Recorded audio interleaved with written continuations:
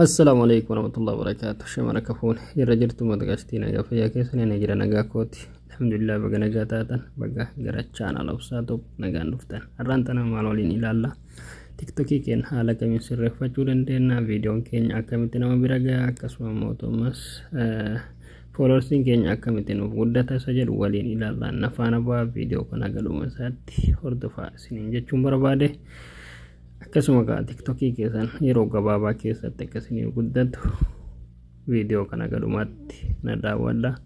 Like, share, subscribe gochuun irraanfatinaa yoo isiniif hin galin koomentii jalatti naaf barreessaa isiniin jedha. Gara barnootatti yeroo taruu TikTokii keessan akkaataa seetingii isaatti sirreeffatan isin agarsiisa. Innis maalii beektu seetingiidhaan isinitti argisiisu kana yoo sirreeffatan dhugaa TikTokiin keessan yeroo gabaabaa keessatti isinii guddatuu danda'a maaliif waan ofii kootii itti fayyadamee arge jechuudha.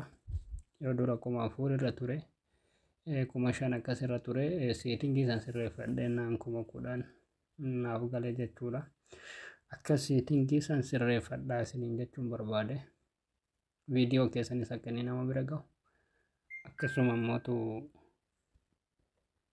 fooloolleen akka dafee isinii guddatu seetingii san sirreeffadhaa isin agarsiisa. TikTok irra galame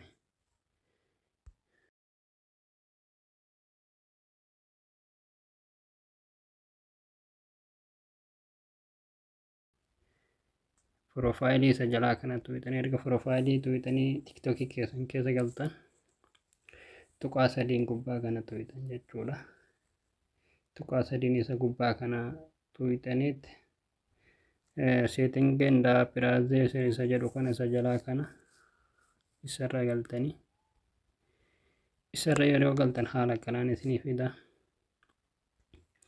Mallattoo qulfii kanaaf piraazee isa jedhu kana isa jala galtanii isa jala jira jechuudha. Waan isin sirreeffatan hundi isaatu isa jala jira isin agarsiisa.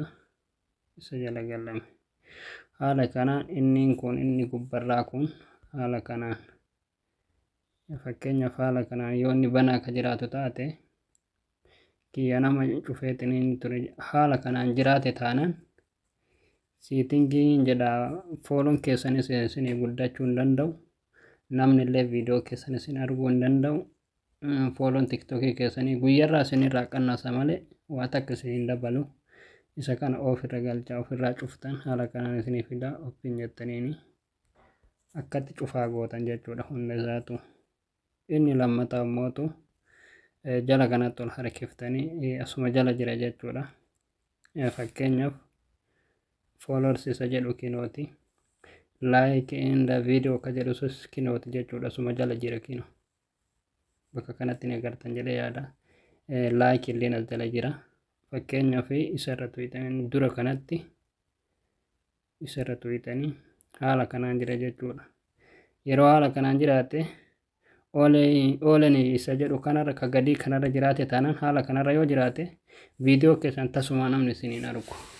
Tasuma namni isiniin argu. Viidiyoon keessan ufumaa hidhameetiniin bilbila keessanirra TikTokii keessanirra ta'a malee namni isiniin argu jechuudha. Isas isa olii kanarra kaawwattan jechuudha. Isa olii kanarratti banattanii akkasuma fooloorsi isa jedhu kanallee bakka fooloo fireend isa jedhu kanas haala kanaan isa olii kanarra deeffattan jechuudha. Isa gadii kanarra jiraate taanaan fooloo namni isinii godhe guyyarraa isinumarraa gadi deema malee isiniif hin dabalu.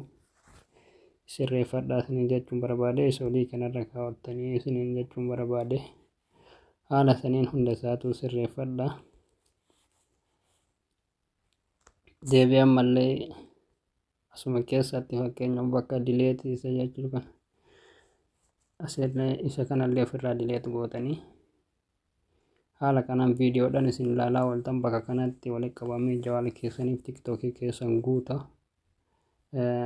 Miliyoona 114 irra jira argatanii isa kana kileer gootanii ofirraa isa gadiitii fi isa olillee ofirraa dhiitan jechuudha. Jawaala haala kanaan isinii fida yoggoonni haala kanaan isinii fide meegaabaaytii TikTokii keessanii irra laalaa miliyoona 144 jedha. Kun kileer ta'uu qaba irraa dileet gootan jechuudha. Guyyaa 2 ta'e 3 ta'e isa gubbaatii fi isa jalallee ofirraa dileet gootan. Maaliif tiktookii keessan irraa miidhagaa malee faayidaa isiniif hin fidu. Jawaala keessan guutuu fi tiktookii keessan guutuu malee faayidaa isiniif hin qabu. Kiliir gootan bakka kanatti inni kiliir gooname haala kanaan haqameetiin hin jira jechuudha. 0.9 haaluma saniin kiliir gootanii haala kanaan hunda isaatu irraa dhiqattan jechuudha.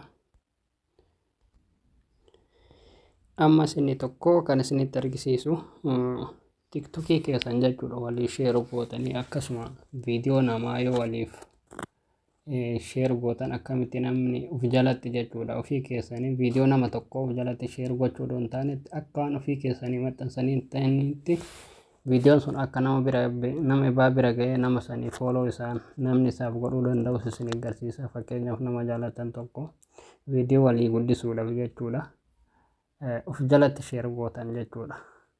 Akkaataa itti sheer gootan akkasuma mootu akka waan ofii keessanii maxxansitanitti viidiyoo gootanii namni achirratti ilaaluu osoo hin taanetti akka ofii keessanii sheer gootanitti mee isin agarsiisa. Nafaana bu'aa tiktook irra galla.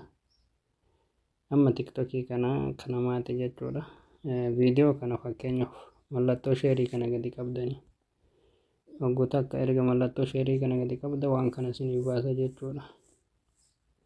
Repoostii isa jedhu kana repoostiin kun akka waan ofii keessanii poostii gootaniitti isinii fide jechuudha. Poostii kana waggoota akka haala kanaan gadi tuqxanii akka waan isin viidiyoo kana poostii gootaniitti as jalatti isinii fida.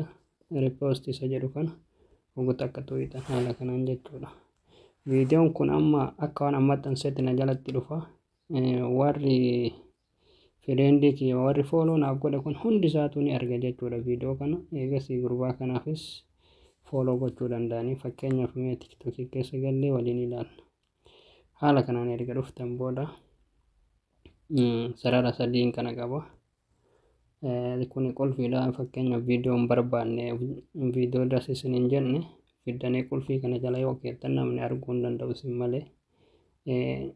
Poostii nama viidiyoo reefanii poostii godhe sun as jala jira jechuudha.